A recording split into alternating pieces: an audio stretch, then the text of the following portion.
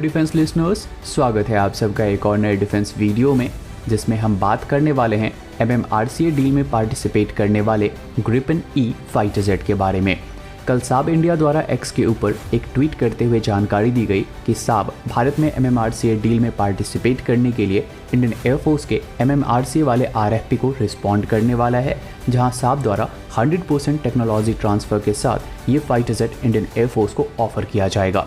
तो इस fighter jet के MMRCA में विन होने के कितने चांसेस हैं, इसे जानने से पहले आइए एक नज़र डालते हैं साब के ग्रिपेन ई फाइटर जेट के ऊपर, क्योंकि उसके बाद आप खुद डिसाइड कर पाएंगे कि भारतीय वायुसेना इस फाइटर जेट को एक्वायर करेगी या नहीं करेगी।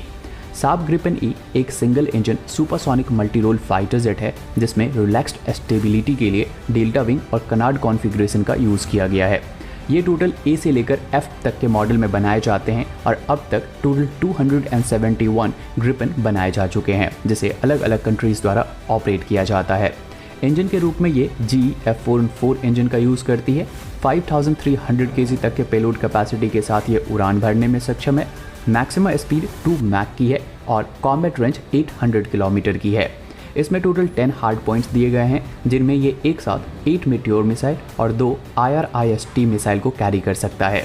लेकिन ये सारे कॉन्फ़िगरेशन सुनने के बाद क्या आपको तेजस MK2 की याद नहीं आ रही है?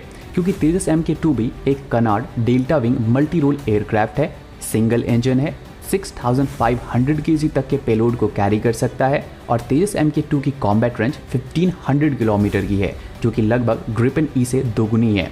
और इसमें टोटल 13 हार्ड पॉइंट्स दिए गए हैं, जिसके ऊपर मेटियोर, अस्त्रा मार्क 2, अस्त्रा मार्क 3 और next generation close combat missile जाने वाले हैं। तो जब भारत द्वारा ग्रिपेन ई जैसे कैटेगरी के फाइटर जेट कंट्री में ही बनाए जा रहे हैं, तो उस क्लास के फाइटर जेट को एक्वायर करने का सेंस कहीं से भी नहीं बना रहा है, भले ही वो 100% TOT के साथ ही क्यों ना हो। साथ ही भारत की अगर रिक्वायरमेंट्स को देखें तो वो twin engine omni role fighter jet की है, क्योंकि अब हमारे पास लाइट कैटेगरी में Tejas MK1A, medium category single engine में तेजस MK2 और हैवी कैटेगरी में M का कंट्री में ही बनाए जा रहे हैं। तो ऐसे में जो फाइटर जेट एयरफोर्स के लिए कंट्री में नहीं बन रही है, वो है twin engine omni role fighter jet. साथ ही इंडियन एयरफोर्स एक और न्यू टाइप के फाइटर जेट को एक्वायर नहीं करना चाहेगी, क्योंकि इंडियन एयरफोर्स के पास पहले से ही डिफरेंट कंट्री से different type of fighter jet operate हो रही है। और जब नेवी और एयरफोर्स दोनों ही रफाल का यूज़ कर रही है, तो एयरफोर्स मोस्ट प्रोबेबली रफाल के साथ ही जाने वाली है। बस सवाल ये है कि कब, क्योंकि डसॉल्ट द्वारा ये बात पहले ही क्लियर की गई थी कि अगर भारत चाहता है कि रफाल को भारत में बनाया जाए तो डसॉल्ट को 100 फाइटर जेट का ऑर्डर चाहिए होगा।